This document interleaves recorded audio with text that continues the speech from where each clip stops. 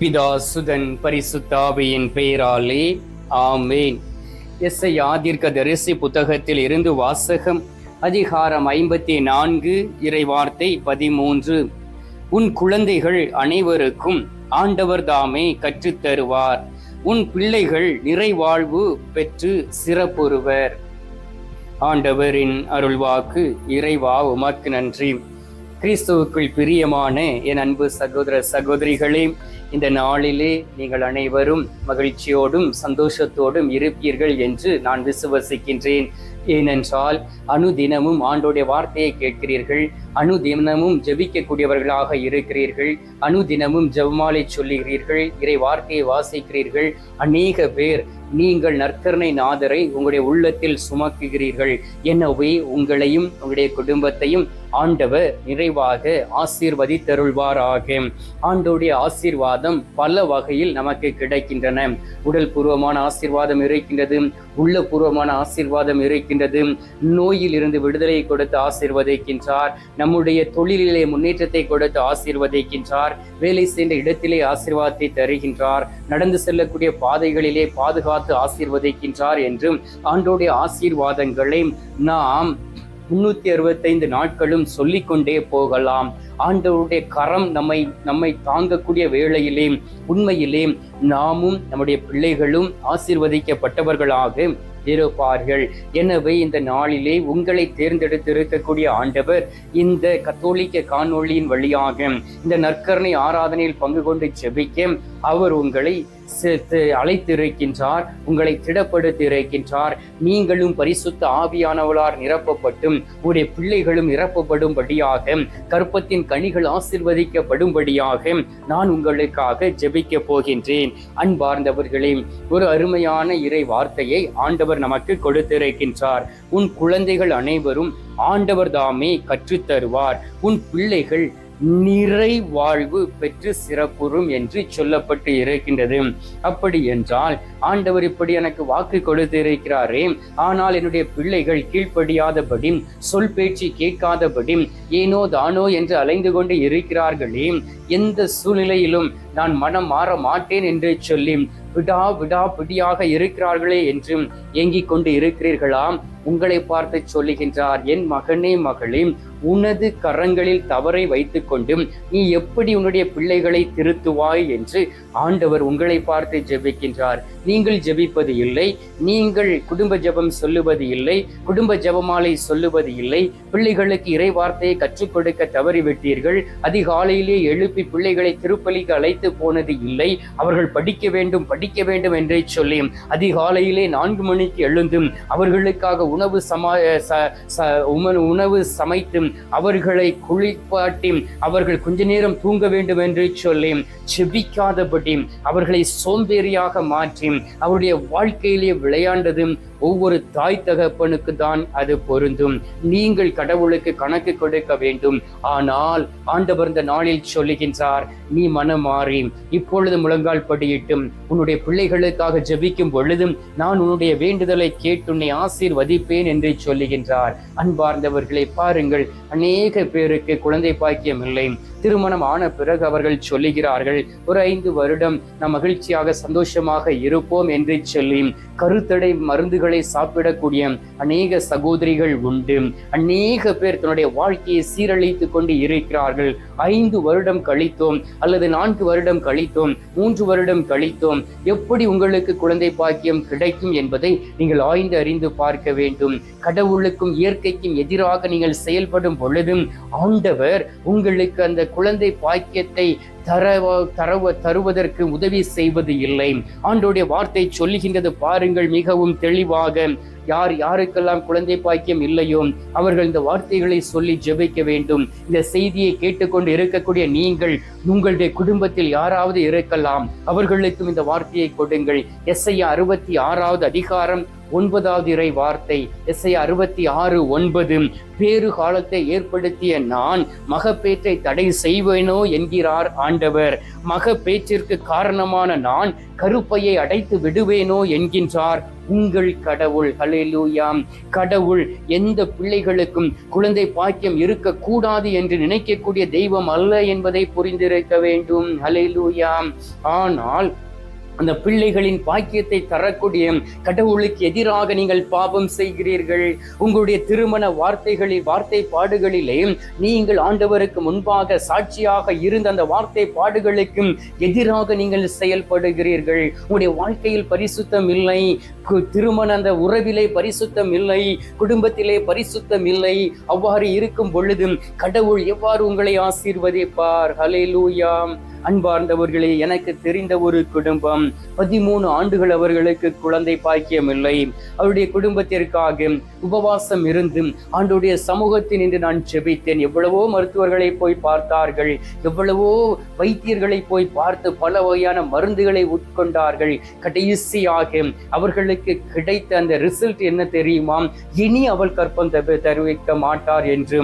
ஆனால் ஆண்டவருக்கு முன்பாக நின்று ஒரு நாள் அவர்களை சந்தித்து அவர்களை ஆசீர்வதித்து ஜெபித்து விட்டு, அடுத்த வருடம் நான் உங்களை பார்க்க வரும் பொழுதும் ஆண்டவர் உங்களுக்கு ஒரு குழந்தை பாக்கியத்தை கொடுப்பார் என்று சொல்லி கணவரையும் மனைவியும் ஆசீர்வதித்து விட்டு அவர்களுக்கு சில ஆலோசனை கொடுத்து விட்டு அனுதினமும் நற்கருணை நாதரை சந்தித்து திருப்பலியில் பங்கு கொண்டு கணவனும் மனைவியுமாக அவரை உங்களுடைய உள்ளத்தில் சுமங்கள், ஆண்டவர் உங்களுக்கு கற்பத்தை கனியை ஆசீர்வதிப்பார் என்றும் ஆலோசனை சொன்னேன். அன்பார்ந்தவர்களை, அதே போல் ஒரு வருடம் கழித்து அவர்களை சந்திக்கும் பொழுதும் அவர்களுக்கு ஒரு பெண் குழந்தையை கொடுத்து ஆண்டவர் ஆசீர்வதித்து இருந்தார். மருத்துவர்களால் கைவிடப்பட்ட நிலைமை, குடும்பத்தினால் கைவிடப்பட்டு ஏளனமாய் பேசிய நிலைமை, வைத்தியர்களினால் கைவிடப்பட்ட நிலைமை, மருந்து மாத்திரைகள் உதவி செய்யவில்லை. ஆனால் இயற்கைக்கு மேலான அற்புதங்களை செய்யக்கூடிய கடவுள் அவருடைய கற்பத்தின் கனியை ஆசீர்வதித்தார். அந்த பிள்ளை இந்த நாளிலும் ஆசீர்வதிக்கப்பட்ட பிள்ளையாக இருக்கின்றது. பாருங்கள், அதன் பிறகு கணவர் ஆண்டவரை விட்டு வழி விலகி சென்றார். ஆண்டவருடைய ஆலோசனை கேட்பது இல்லை. கடவுளுக்கு பிரியமான மக்களை பற்றி தவறாக பேசுவது, குடி பழக்கத்திற்கு அடிமையாகி இந்த நாளிலே அவர் கடவுளுடைய கரத்தில் இல்லாத ஒரு வாழ்க்கையை வாழ்ந்து கொண்டு இருக்கின்றார். பிரியமானவர்களே, இந்த நாளிலும் கூட ஆண்டவர் உங்களை அழைக்கின்றார். என் மகனே, மகளே, நான் உன்னை தேடி வந்திருக்கின்றேன். உன்னை ஆசீர்வதிப்பதற்காக, பிள்ளை பேற்றை தருவதற்காக நான் உன்னோடு கூட இருக்கிறேன் என்றும் ஆண்டவர் நமக்கு வாக்கு கொடுத்திருக்கின்றார். உன் குழந்தைகள் அனைவருக்கும் ஆண்டவர் தாமை கற்றுக் கொடுப்பார்.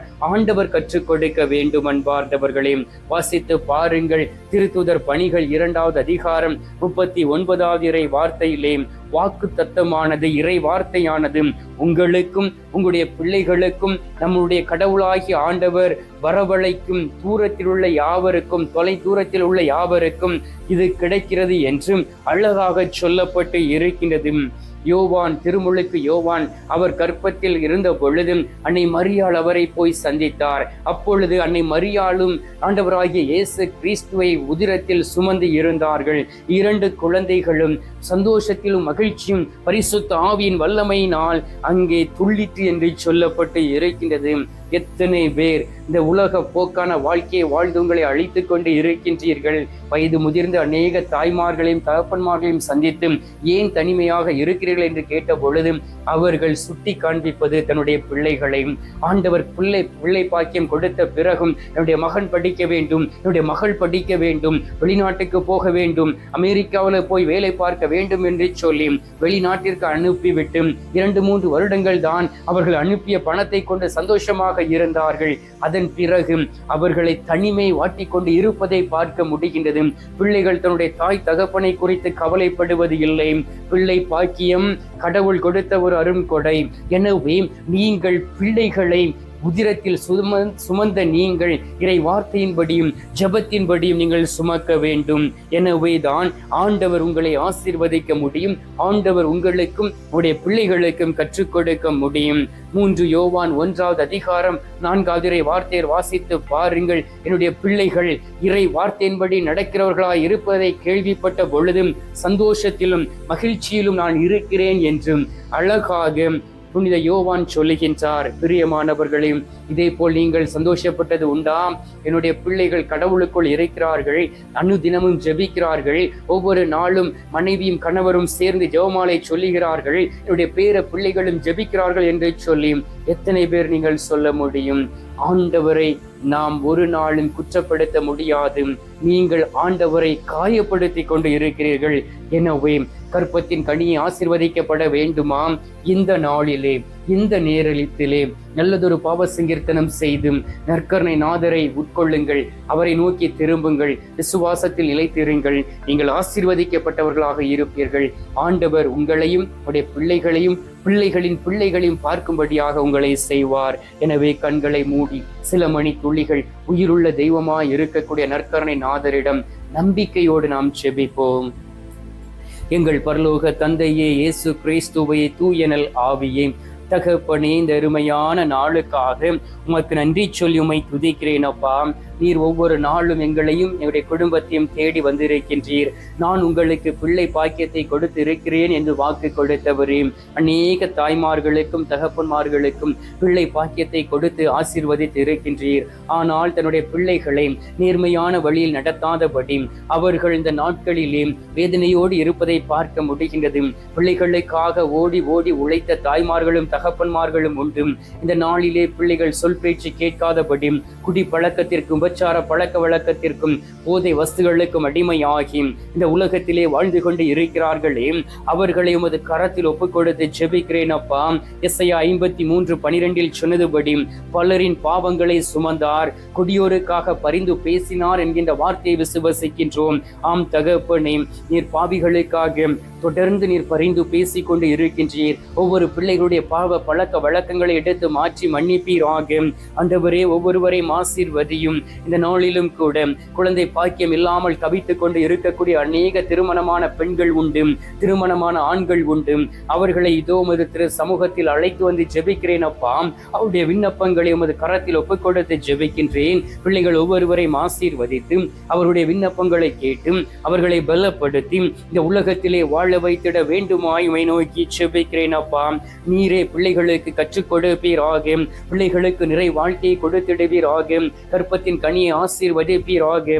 உமது பெயரினால் அனைவருடைய கற்பத்தையும் நான் ஆசீர்வதிக்கிறேன் சுவாமி.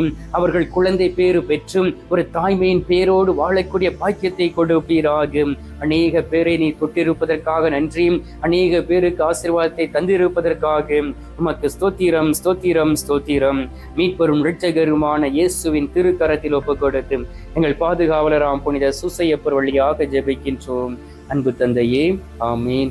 பரலோகத்தில் இருக்கிற எங்கள் பிதாவே, உம்முடைய நாமம் அர்ச்சிக்கப்படுவதாக, உமது ராஜ்யம் அருக, உமது சித்தம் பரலோகத்தில் செய்யப்படுவது போல உலோகத்திலும் செய்யப்படுவதாக. எங்கள் அனுதின உணவை எங்களுக்கு என்று அளித்தருளும். எங்களுக்கு தீமை செய்கிறவர்களை நாங்கள் பொறுப்பது போல எங்கள் பாவங்களை பொறுத்தருளும். எங்களை சோதனை விளைவிடாதையும் தீமையிலிருந்து எங்களை ரட்சித்தருளும். ஆமேன். அருள் நிறைந்த மரியே வாழ்க, கர்த்தர் உடனே பெண்களுக்குள் ஆசீர்வதிக்கப்பட்டவள் நீர். உம்முடைய திரு வயிற்றின் கனியாகிய இயேசுவும் ஆசீர்வதிக்கப்பட்டவரே. ஜிஷ்ட மரியே, சர்வேசுடைய மாதாவி, பாவிகளா இருக்கிற எங்களுக்காக இப்பொழுதும் எங்கள் மரண நேரத்திலும் வேண்டிக் கொள்ளும். ஆமீன். பிதாவுக்கும் சுதனுக்கும் பரிசுத்த ஆவிக்கும் மகிமை உண்டாவதாக. அதில் இருந்தது போல இப்பொழுதும் எப்பொழுதும் என்றென்றும் இருப்பதாக. ஆமீன். அன்பார்ந்தவர்களே, நற்கருணை நாதர் தரும் ஆசீர்வாதத்தை பெற்றுக்கொள்வோம். எல்லாம் அல்ல இறைவன், பிதா, சுதன், பரிசுத்த ஆவி உங்களை ஆசீர்வதிப்பாராக. ஆமேன்.